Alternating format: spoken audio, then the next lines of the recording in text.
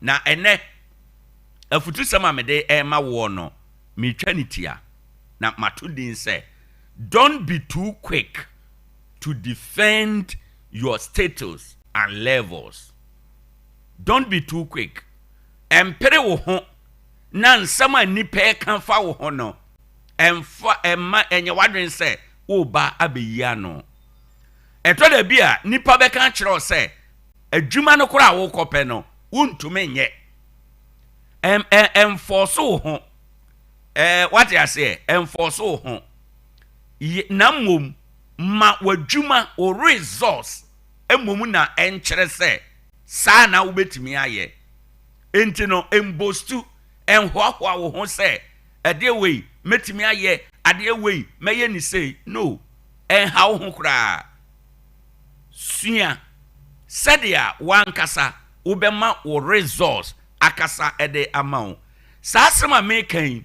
eye abrabomu ade bia masua na manya ho sua hunu enti na mede bi edi nkomo yi eto da bia ya na esre ya na enwanwa se onipa betimi underestimate you ade bi wo ho wo kan ena esa wo ye but obi be underestimate you aka kire wo se untumi nye sa underestimation no a nipa no ana animtia no a nipa bebu na aka se untumi nye no enunti ena me kan kire wo se don't be too quick to defend your status and level. Empire wo ho say wobekwa akodi nko wobekwa akoka metimi aye say no. Ma wo resource ma wadwuma obeye no eno mom ena endefend wo. Na wobeye adwuma no nso ama nkrofo ehun say ampa na wobetimi aye enti na yade ema wo. Yo obi wo ho a sadia oye nade no obenya nkasa na wo so ye wo de na esan se wonye no ono ne kwan no so nti no obeka kire wo se unnima de no ne yo nanso anopai I am here to tell you say don't be too quick to respond to those who think that you start poorly. Eno ne asama me pese me ka kire wo anopai obi wo ho a onji wonni oni gidie ewo mu se wobetimi aye biribi. Don't be too quick. Say obey day, ube explain yourself ede akire enipa no. Eto da bia abrabomu no, dia masua na mahunu ene say it is all right. Say nkrofo ebe azumi say ye ma wadwuma bia wontumi nye. But it is your output na wo be ye ama aso aba na wadwuma ye ebe so no. Eno ene be ye wo defender. Eno ene betka ebedi wo adanse se sa akwai sa afenan yeja no a anka yeja yade enti anopei mepesa wote ase se ahwene pa ewo hoi enkasa good bees ewo hoi enkasa good bees never rattle enti jetum se wo ye ahwene pa ende won kasa na papa no a ewo no eno a na bedi wo ho adanse eto da bi a ankure hunu eye dede obi be ha nani akeka nsem ena meye wei metim di wei aba meye sei ena metuo na mon wei me na meye ni sei ama na yeye enso obeka sa nsem no ama ye de ama no at the end of the day oba dede kwa ni amepasa wote ase no enti no how hunkra. Don't waste your time. Say ube defend oho. Let your product, let your resource defend you. Eno ena yebeka say mo akwapa nokwafo. Se wedi kakrai eho nokware. Sa nneema mekan esi nnwuma ahodo mu, esi awade mu, esi efie mu. Obra bi kura wa brochire na ope obidie eye ni sika na nadwuma hye ne nsase kwaku gyemedan na hwe na yensi mame da bia me di sika be ma no uhia bibia nso afre me ndi wo de animu na hwe permission for mame pe carpenter for mame pe plumber for mame na yenye madwuma yi abusua no mu ubenye obi ama na ka se wo agyae akoye wo de ma na ontumenye me pesa wo te ase se udu sam pempenso no a don't worry yourself say ube defend oho don't be too quick let your results defend you and your levels if you say ahwenepa ewo hoi no empani say enkasa erade nhyiraw na omwaw na te asem yase if you say abrabo emu ensem a etoto ye no eno na etoda bi a ebu nipa bebre abam ese nipa bebre akwanya na wo mu anya etoda bi a de nipa ni gidie wo mu no eno ne so aba eno nti na bible say ebo na abantofo to twene ye no emre bi baaye na eba beye edan no ni titwe asobo emre bi ba wo yebu wabomfia wo yesusu say wuntumi nye no wo ena beba beye the savior ewo ho don't worry after all yesu kra kan say odifo bia oni animonyam ewo ono ani krom enti say obi enye wo ni ena emane haw koso na ye wadwuma bi focus na yedia awurade de amawo na eno aboa ama bibia atumi akọ enkan let your results defend you na eno ene ade a ebetumi aboa abusuafo maka ne sa mawie no yebedan ye ho na yahwe ewiemu sadia ebesi aye enedai ye basisi a Ewiem sachoy ekosi sen Sompa FM abusuafo yesan ema wache ene Akwa Ade Akye Abia aha eye 101.1 ohwe obre no a akasima dubaako na abo anopai eye nonsia na anopai akakakra bi ama nonsia koboi sei ena ewiemu etie anopai ohwe ewiemu a ewiemu no ene edadue oman Ghana anafo fam ha nyina no yebehunu ensutoye nketenkete a obone beka se slight rain ana drizzle yehwe se Ghana anafo fam ha no yebehunu sa ne man ewo ha enom na eno enti no yebehunu ewiemu a ayekusu ana se patches of mist and fog se air form ewo emiamia ebinom na eno bema visibility a reduce so enti akwantufor ya na yaye ahweye yetum nikatwa ye ni na ye ba ye takwa ha no ma anopa ya ye kasai eno ewiemu nwunu ana ne dwo no ejina degrees Celsius no aduonu mienu ye hwe animu se anopa animu by no ebepeja free degrees Celsius na aduonu mienu na akogina aduonu enso ewo ho ye kọ awiabere mu eno no ewiemu no yebenya a variably cloudy condition ewo ho enom enti no ya na wahwe eno enso we ene sadia na ewiemu ebeye all things being equal se bibia nsesa na sadia yesusuo no ekone saade a sei ena ewiemu ebeye stay safe and plan your day with the weather in mind. Ade Akye Abia aha ye Sompa 101.1 FM yeda ye ho aba Ewiem sachoy ekosi sen Sompa FM yawie eno sa no ene ewo abakosem emu ene ye mfinhia nwotwe pepepe edane na eye 21st August 2017 ena America oman no no na eye awia kete ena bosome echi awia inde bosome echi awia no ema putupuru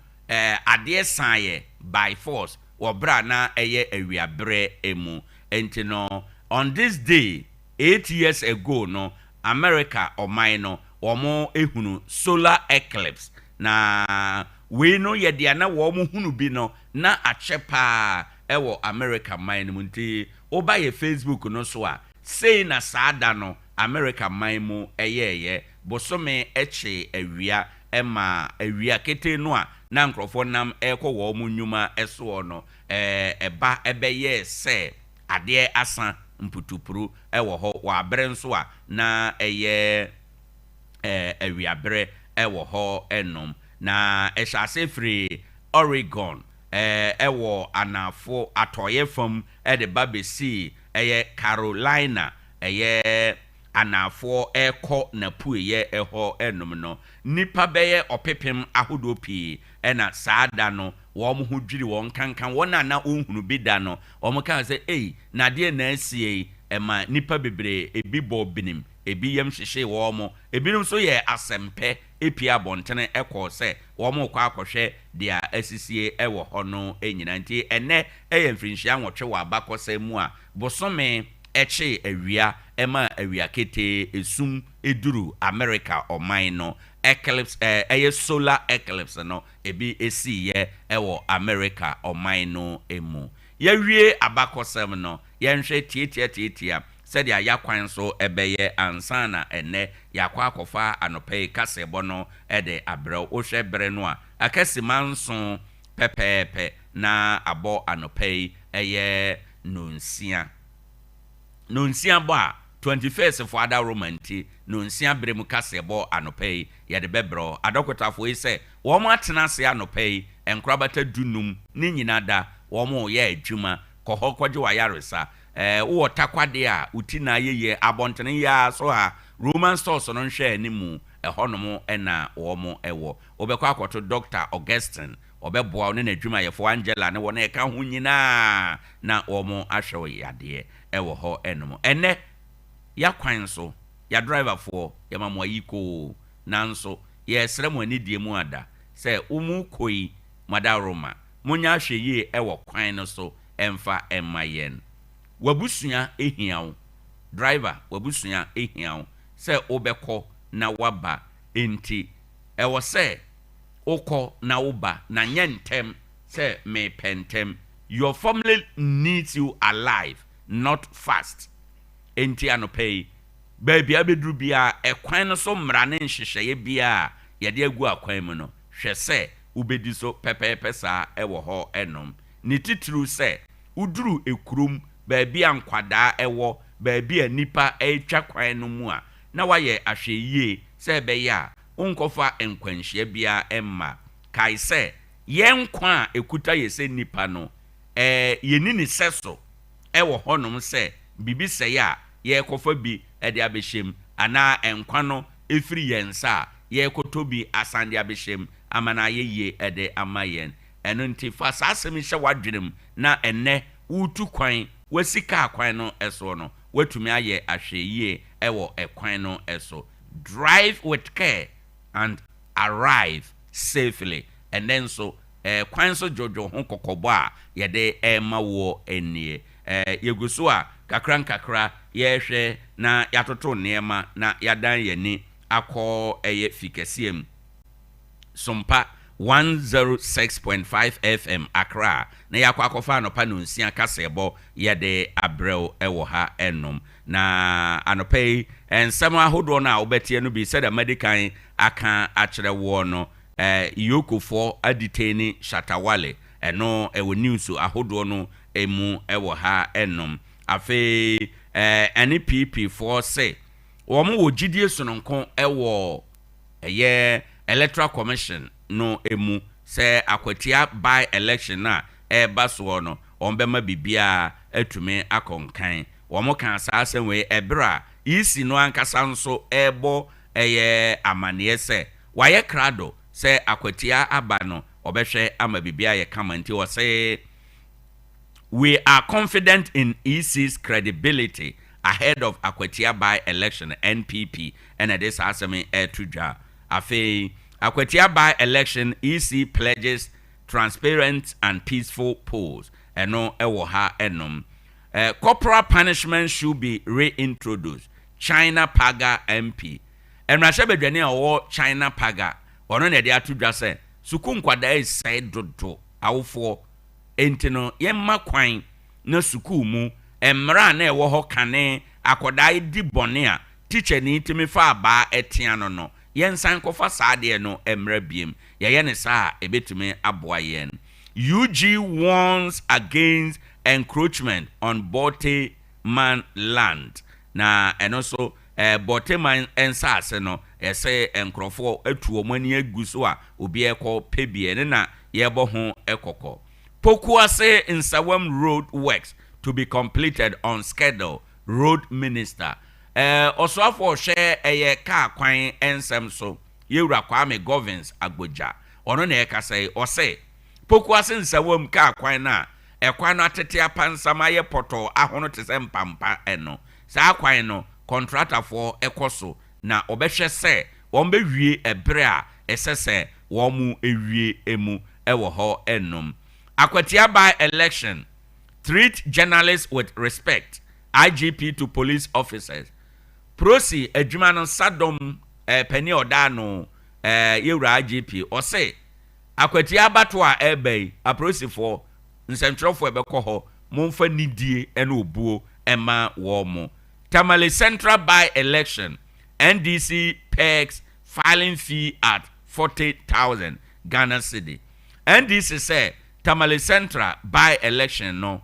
wa ubejina bibia no 40,000 Ghana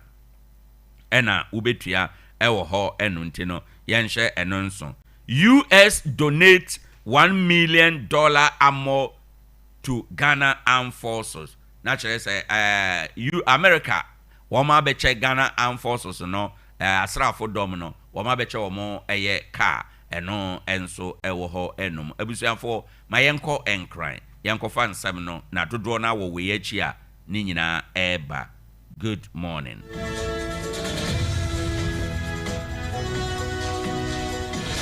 .1 FM.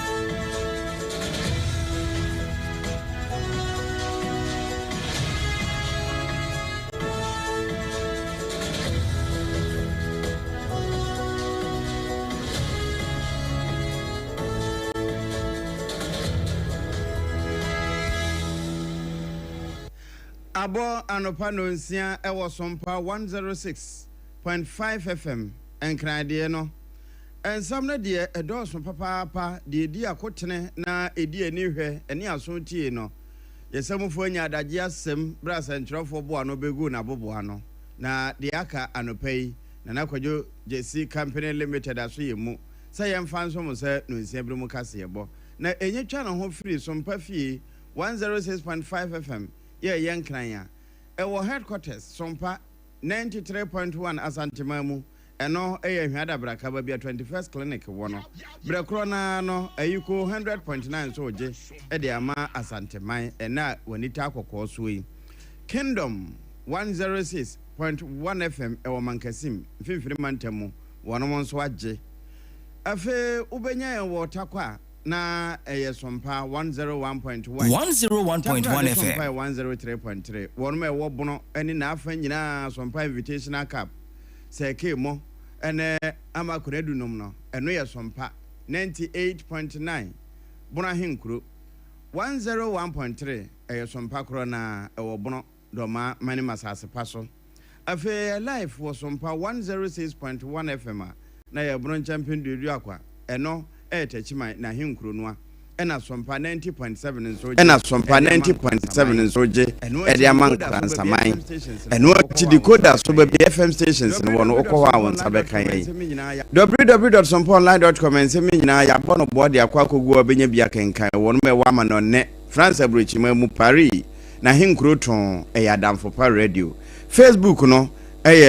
Sompa 106.5 FM Accra ena Sompa FM live eno YouTube anopa secure sanitary pad ema ho teta mo a age ne home na wo maimu ene amahodo so endpoint homeopathy clinic Dr. Dubuaten ena afi pharmacy